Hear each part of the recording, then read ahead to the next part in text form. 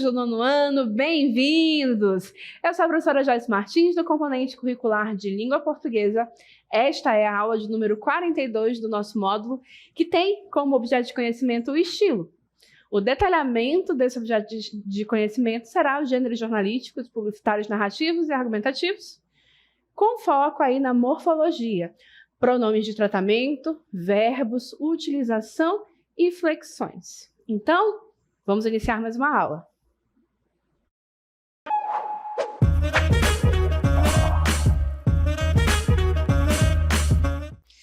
Muito bem, pessoal. Nesta aula, nós vamos seguir explorando aí os gêneros publicitários, observando, em especial, o uso do pronome e dos verbos nesse contexto, ok? Então, vamos recuperar aí e retomar o nosso conceito a respeito do texto publicitário. Vamos lá. Então, o texto publicitário, como uma prática social, porque vamos lembrar que é um gênero textual e, portanto, ele circula socialmente, correto? É formulado a partir de elementos verbais e não verbais, dispostos em anúncios permeados de estratégias persuasivas. Conforme nós estamos estudando aqui no nosso módulo, nada em um texto publicitário é não intencional. Tudo tem uma intenção que vai culminar na persuasão. O que se quer é persuadir, né? Porque é a tentativa de seduzir o leitor consumidor.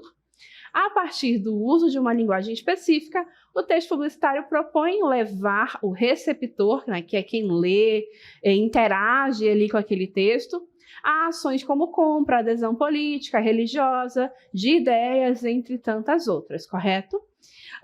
Em especial, para que essa linguagem tão específica apareça nos textos e efetivamente leve a uma persuasão, nós temos, então, os elementos que vão caracterizar o texto publicitário, correto? Então, avançando, por favor. Né? Então, temos aí a questão da intertextualidade, que é muito presente, essa relação com outros textos famosos, conhecidos como poemas, músicas, às vezes até telas de pintura famosas, são utilizadas nesse processo. Leva-se em consideração o público-alvo, a seleção de imagens, as cores presentes nessa imagem, a expressão, se for fotos de pessoas, né? A expressão que elas terão no contexto daquela publicidade, significação das cores e fontes, né? Que são os modelos de letras, frases curtas e concisas, palavras-chave carregadas de significação, e aí foco neste elemento, os adjetivos, os verbos no imperativo, em especial, verbos no imperativo. E aqui também vamos fazer uma observação sobre a questão dos pronomes, como os pronomes são empregados no contexto de uma publicidade, né? Além disso, a linguagem figurada, humor e ironia, gírias, regionalismos e neologismos, enfim, né? Então, esses são os elementos que vão caracterizar este texto, que tem aí como foco a questão da persuasão, a questão do convencimento daquele leitor que interage socialmente com esse texto, e você pode até não ser assim tão influenciável, mas certamente você conhece ou tem uma história de pessoa que, após ter contato aí com uma publicidade, seja ela em qualquer ambiente de mídia, seja virtual, seja radiofônica, por exemplo, acabou sendo convencida a alguns desses elementos, como adquirir um produto, um serviço, concordar com uma ideia e assim sucessivamente. Dito isso, nesta aula nós vamos analisar algumas publicidades com foco nos elementos que já mencionamos e vamos observar que serão publicidades relacionadas aí à questão científica, porque nesta unidade de ensino aqui do nosso módulo, nós vamos abordar textos que tratam da questão da ciência e da tecnologia, correto? Então, como serão textos que vão abordar aí o combate à dengue? Nós preparamos um vídeo que traz algumas informações de base científica sobre o combate a esta doença para nos dar um pouco de contexto e compreender melhor por que os textos se organizam da forma como se organizam, ok? Então, vamos a ele. Olá, eu sou a professora Gisele Palmeira, do componente de Ciências, e eu vim aqui falar para vocês sobre a dengue, que é uma doença causada por vírus do gênero Flavivírus, onde existe 4 sorotipos, ADENV 1, 2, 3 e 4. Ela é classificada como arbovírus, porque ela é transmitida através de um mosquito chamado Aedes aegypti. Como vocês podem observar, ele apresenta listras brancas, o aparelho bucal da fêmea é adaptado para sugar sangue, tem hábitos diurnos, então ele vai infectar ali aquela pessoa no período do dia ou no final da tarde com mais frequência. A pessoa que tem essa doença, ela apresenta sintomas como febre, dor atrás dos olhos, nas articulações, nos músculos e pode apresentar também manchas vermelhas na pele. Se você está suspeitando dessa doença, é necessário buscar o médico, porque o médico vai passar os exames específicos e existem medicamentos que não podem ser tomados, como por exemplo a AS. Existem casos mais leves e casos mais graves, como a dengue hemorrágica, e ela também pode levar à morte. Hoje já tem a vacina chamada Qdenga, que ela já é aplicada nos postos de saúde do Brasil. E ela é muito importante porque ela tem ali o vírus atenuado ou enfraquecido, que ajuda o sistema imunológico daquele organismo que está recebendo. Além da vacina, existem também métodos de precaução, onde ele evita a proliferação do mosquito, como por exemplo, tampar a caixa d'água, colocar a areia no vaso de planta, evitar ali a água parada naqueles objetos que estão no quintal, como o pneu, por exemplo, porque o mosquito ele apresenta o seu ciclo de vida. E nesse ciclo de vida ele tem algumas fases, como por exemplo, a fase do ovo, a fase larval, a pupa até chegar na fase adulta. Então, como a gente pode observar, cada um pode fazer a sua parte, evitando a água parada e também tomando a vacina. Então, vamos fazer a nossa parte e evitar a dengue. Bom, este vídeo trouxe para nós contexto. Já vimos em outras aulas deste módulo que nenhuma propaganda, nenhum texto publicitário é elaborado sem estar conectado a algum contexto, pode ser social, histórico, político, ou mesmo a questão aí de países onde a dengue é um problema endêmico, né? E então é necessário esse conhecimento científico para que as campanhas publicitárias que se dirigem aí a convencer as pessoas de que é necessário combater a dengue, elas precisam ter este aporte do conhecimento científico, em especial nessa questão do combate, da prevenção, né? Aí, para que nós possamos, então, evitar que o mosquito se prolifere e assim por diante, correto? Dito isso, então, já que agora temos um contexto, vamos observar como é que as propagandas são organizadas. Olhem só, vamos lá? Nós temos aí esse primeiro cartaz, ele foi aí elaborado como campanha, né, da prefeitura de um município do interior de, ou melhor, do interior não, do município de Curitiba, lá no estado do Paraná. E olha só que interessante, os primeiros elementos a observar, né? Vamos ler o texto. Enche o vasinho de areia e o mosquito não enche. Primeira coisa a observar é que inicialmente temos aí o verbo do modo imperativo afirmativo, né? Que é aquela questão do comando. Enche tu o vasinho de areia. Claro que aí, nessa situação, este pronome tu está suprimido aí nesse texto. Porém, é dessa forma que este verbo está conjugado. Lembrem-se que o tu é um pronome da segunda pessoa, a pessoa com quem se fala. Então, isso realmente demonstra que esse texto foi dirigido a quem vai ler. Lembra da intenção de convencer? Pois é. Uma das formas de fazer esse convencimento é buscar conectar um diálogo direto com o leitor. E isso aconteceu aí, né? Primeiro elemento. E aí, após aí o elemento da supressão, uma outra situação interessante a observar é justamente que a palavra enche aí, com duas formas de, né, com a mesma forma de escrita, ela aparece duas vezes, porém têm sentidos diferentes. Concordam comigo? Não é? Na primeira situação é justamente do verbo encher, né? De colocar ali, né? Pegar um recipiente e torná-lo pleno de alguma coisa. No caso aí, um vasinho com areia. E no outro, enche significa justamente, neste caso aí, não enche é não incomodar, né? Então percebam que temos aí uma polissignificação do elemento, do termo, né? E isso é muito explorado nos textos publicitários. Avança, por favor, vamos lá? Só que nessa segunda situação em que o verbo enche aparece, gente, aí, professora, é o verbo no modo imperativo da ordem? Não.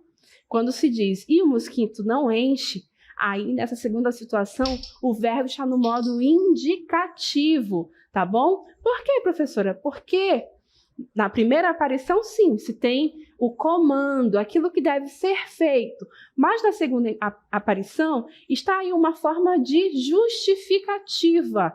Então, nesse sentido, não é necessário, na segunda aparição, que seja o verbo aí no modo imperativo. Como está justificando o porquê que é necessário encher o vasinho de areia, aí então utilizou-se o verbo no modo indicativo, mas sempre observando que de fato aí temos uma plurissignificação aí mais no sentido para essa palavra enche, que foi certamente feito dessa forma de maneira intencional.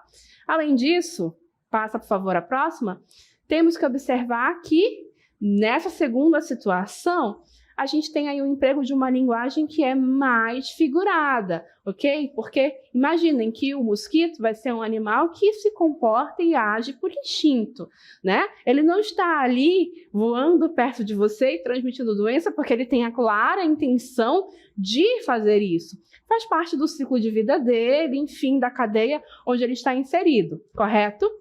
Porém, para nós se trata aí de algo que é ruim, que é um malefício e tudo mais. Então, para a gente, o mosquito aí incomoda, enche, não é mesmo?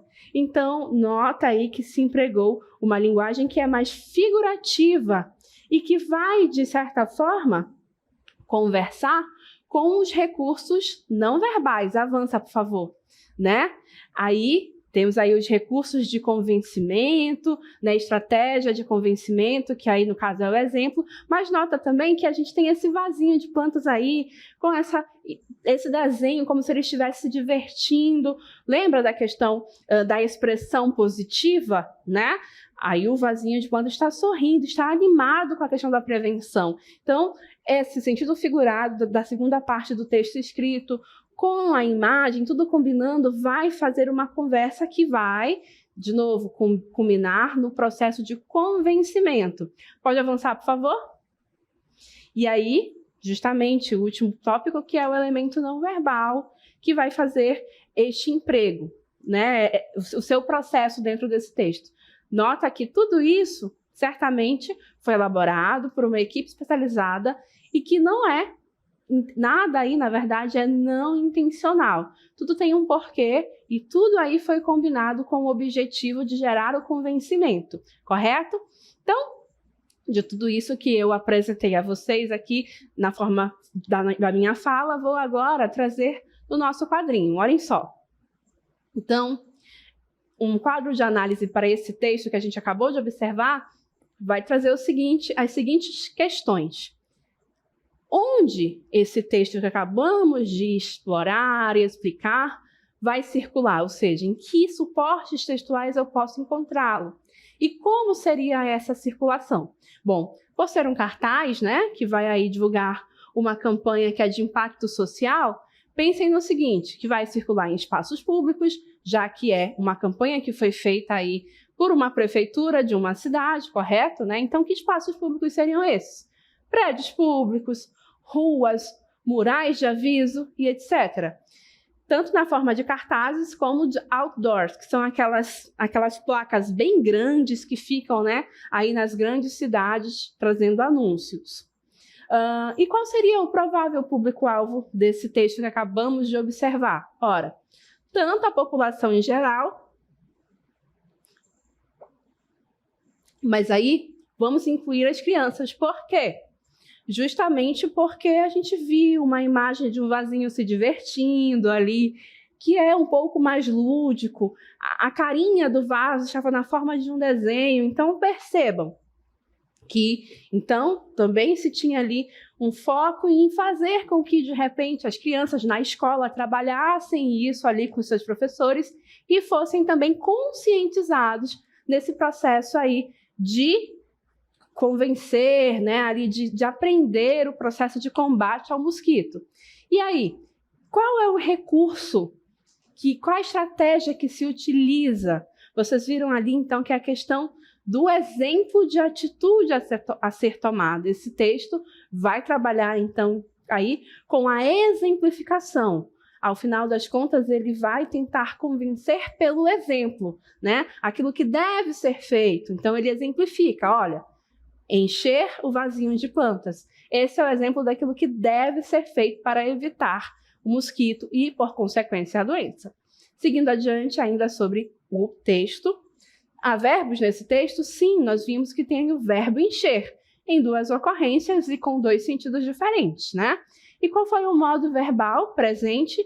Vimos que na primeira situação é imperativo afirmativo, enche o vasinho de areia. E na segunda situação é modo indicativo, o mosquito não enche, né? E por fim, utiliza uma linguagem figurada? Sim. Como? Ora, o verbo encher vai ter aí como sentido denotativo tornar cheio. Como sentido conotativo significa esgotar a paciência, né? Então, aconteceu na segunda ocorrência do verbo encher, correto? E assim, então, nós fizemos aí uma análise do primeiro texto, fizemos aí uma observação quanto aos verbos e quanto ao pronome tu, correto? E vimos ali que, embora ele estivesse suprimido, ele aparece porque há a necessidade de se comunicar diretamente com quem lê o texto, não é? Com quem está ali interagindo com ele. A pessoa com quem se fala é justamente a segunda pessoa do discurso. É uma dimensão muito importante se você tem um texto que visa convencer alguém a fazer alguma coisa, correto? Seguindo adiante, vamos lá. A publicidade analisada estabelece uma relação de causa e consequência, ou seja, uma ação tomada gera uma consequência benéfica, que é a erradicação do mosquito transmissor da dengue. Isso leva o leitor à tomada de atitude, que é aquela situação justamente do exemplo, né? O exemplo daquilo que deve ser feito para que, de fato, se consiga um resultado, que é a erradicação, a diminuição do número de pessoas infectadas pelo vírus, ok? E aí, agora, ainda nessa temática, nós temos um outro texto publicitário, que também aborda a questão da campanha contra a dengue, mas de uma maneira um pouquinho diferente. Vamos observá-lo? Olhem só. Então, também se trata de uma campanha publicitária aí promovida por uma outra prefeitura, no caso aí a cidade de Itaporã, correto? E aí, vamos observar o seguinte, começando pelos verbos. No caso aqui, olhem só, os verbos estão no modo indicativo. Já combateu o mosquito hoje? Proteja a sua família. E aí, mais adiante, a mudança começa por você. Mas, professora, a senhora não disse que era sempre verbos no modo imperativo? Bom, o modo imperativo é o predominante. Mas, como a gente viu no primeiro, o indicativo pode aparecer. E nesse caso aqui, ele apareceu também, mas nós temos o imperativo. Pode avançar, por favor? Olha só, na hora do comando, na hora de dizer o que deve ser feito, aparece o modo imperativo. Proteja a sua família. Aí sim, o modo imperativo afirmativo, mais uma vez acontecendo, né? Então, percebam. Dentro do discurso, se o objetivo é dar algum tipo de comando, algum tipo de direcionamento, o modo imperativo deve aparecer e ele vai se fazer presente com muita frequência, vai predominar nos textos que são do tipo aí publicitários, ok? Avançando para o próximo elemento. Enquanto que no primeiro texto o pronome estava suprimido, aqui nós vamos ter o pronome expresso. Novamente, o objetivo é se conectar com o outro, se conectar com aquele que está lendo o texto. E nesse sentido aqui, ele colocou aí, e você? Este é um pronome de tratamento. Você é tradicionalmente descrito como um pronome de tratamento. Mas daqui a pouquinho a gente vai ver que ele também funciona de uma outra forma, substituindo o tu nessa questão da representação da segunda pessoa do discurso, a pessoa com quem se fala, tá? E nesse caso aqui ele está em destaque. Notem que o tamanho da letra é maior, não é mesmo? E está centralizada aí no nosso texto, tá bom? Além disso, vamos avançar. Temos também o pronome possessivo, sua, pronome possessivo sua. No caso, a família da pessoa que está lendo ali o cartaz. E mais uma vez vai ser o pronome ali, neste caso aí, de tratamento. É um pronome que a gente coloca lá na gramática como um pronome de terceira pessoa. É isso mesmo, mas daqui a pouco vocês vão entender por que isso acontece, tá bom? E adiante, por favor. Além disso, os elementos não verbais, que são também extremamente importantes aí. Notem que eles estão aí de uma maneira um pouco mais discreta, não é mesmo? Ali tem o contorno de uma família, tem ali um mosquito ao centro da letra O, né? E aí uma formatação que remete a um alvo, né? Como se o mosquito fosse o alvo a ser combatido, correto? Além disso, tem a questão das cores, né? Cores fortes para chamar a atenção, não é? Que vão aí também fazer parte desse processo de comunicação não verbal, certo? Então, sobre esse texto, o que a gente pode evidenciar? O que a gente pode trazer de análise, assim como fizemos no primeiro? Vamos lá? Então, esse texto, onde é que ele iria circular? Ou seja, em que espaços, em que tipo de suportes ele poderia aparecer e como? Ora, da mesma maneira como o primeiro, né? Em espaços públicos. Mais uma vez, trata-se de um cartaz elaborado por uma prefeitura, então em prédios públicos, ruas, murais de aviso, etc. E também dos cartazes outdoors, porque lembre-se, é uma publicidade aí que busca algo que é benefício para a sociedade, é um impacto social. Então, precisa circular em diferentes ambientes para acessar a maior parcela da população possível. Aí o público-alvo. Qual seria o público-alvo mais provável? Neste caso aí, a gente pode associar que é realmente mais direcionada a pessoas adultas, a jovens, né? A gente vê que não tem ali tantos elementos lúdicos, como o primeiro que a gente ali supôs que ele poderia ser trabalhado na sala de aula, na escola, em campanhas educativas, né? Direcionadas aí à criança. Aqui neste caso, aí uma população mais adulta mesmo, fala aí da questão do alvo, a família ali sendo demonstrada de uma maneira mais evidente, porque os adultos em geral vão ter essa preocupação um pouco maior, né?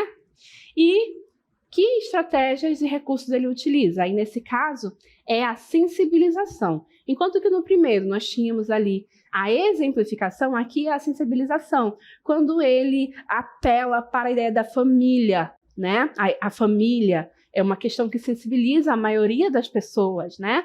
E ele atribui, inclusive, nesse processo, a responsabilidade de quem lê, porque ele diz, sua família. Esse pronome possessivo aí não está aí à toa, ele está nesse processo de sensibilização. A família que é sua responsabilidade, você protegeu, né? Então, nota, é a sensibilização que está aparecendo aí, ok? Indo adiante, nós temos ainda mais elementos. E há verbos? Sim, no texto principal, vimos que há os verbos combater, proteger e começar, correto? O verbo combater está na forma combateu, né? E o verbo começar na forma começa. Os dois no modo indicativo. E o verbo proteger, na forma proteja, está no imperativo afirmativo. No caso desse texto, segundo, a gente vai observar, pode passar, por favor, que ali não temos ali um emprego de uma linguagem figurada, né? Ali os elementos estão em sua forma denotativa, que nós chamamos, né? Lá no primeiro nós vimos que tinha a questão do verbo encher, com dois sentidos, e o outro sentido era mais associado a uma linguagem figurada. Aqui não, no segundo texto, a gente tem sentidos denotativos aparecendo aí. Família significa exatamente esse termo que é o sentido mais socialmente, o sentido primário da palavra. Combater, né, ali o alvo, e tudo isso, o mosquito sendo referenciado, são os sentidos primários que esses elementos têm na nossa sociedade. Então, ali a gente vai observar que a linguagem figurada não está tão presente assim como no outro, em que a gente observou que sim, tem ali um apelo à linguagem figurada, ok? E aí, para finalizar essa aula, agora a gente vai retomar justamente aquela situação que eu falei para vocês, que o você vai ser um pronome que tradicionalmente é descrito como um pronome possessivo, um pronome de tratamento, perdão. Pronome de tratamento, vem na lista de pronomes de tratamento. Porém, nesse texto aí, e cada vez mais no nosso cotidiano, no uso do português aqui no Brasil, o pronome você tem aparecido como substituto do tu para representar a nossa segunda pessoa, a pessoa com quem se fala. Então, vamos acompanhar na cartela, olhem só. O pronome você é classificado pela gramática normativa como um pronome pessoal de tratamento, né? E ele não vai ser o único, temos uma lista de vários, separamos alguns, né? Então, no tratamento, senhor e senhora, você utiliza para pessoas com quem você quer expressar o respeito. Senhorita, né, com essa abreviação que aí está, em geral é empregada para moças que são solteiras, que nunca se casaram. Elas são tratadas como senhoritas, né? Aí temos o pronome Vossa Senhoria, que é para pessoas de cerimônia, principalmente na correspondência comercial, e para funcionários de algum órgão que são mais graduados, correto? Temos também Vossa Excelência, que é empregada aí para altas autoridades. Temos Vossa Santidade, que é empregado, por exemplo, aí para o Papa. Vossa Majestade, em contextos aí de reis e rainhas. Vossa Majestade Imperial, para imperadores. Vossa Alteza, para príncipes, princesas e duques, né? Então, uma pequena lista de pronomes de tratamento aí para recordar. Mas, e o você, né? Eu falei que ele é um pronome de tratamento, mas como é que ele se encaixa, então, aí? Na cartela, olhem só. Então, no uso cotidiano e mais informal do português brasileiro, o pronome tu tem sido substituído por você. Então, é cada vez mais raro utilizar o tu quando queremos nos dirigir a outra pessoa, quando queremos chamar a outra pessoa, referenciar a pessoa com quem estamos falando, que é a segunda pessoa do discurso, correto? E aí, em geral, temos substituído por você. É cada vez mais comum e mais presente aqui no nosso português brasileiro. E nestes casos, mesmo que o pronome você represente a segunda pessoa, ele deve concordar com verbos que estejam flexionados para a terceira pessoa. Então, é por isso que no segundo texto, nós vamos ter as formas combateu e proteja, tá? Concordando justamente com o pronome você. Além do uso do pronome sua, né? Sua família, que é um pronome também de terceira pessoa. Se você for pegar lá o quadro dos pronomes possessivos, você vai ver que sua vai aparecer para a terceira pessoa e não para a segunda. Então, isso aí deve ficar claro.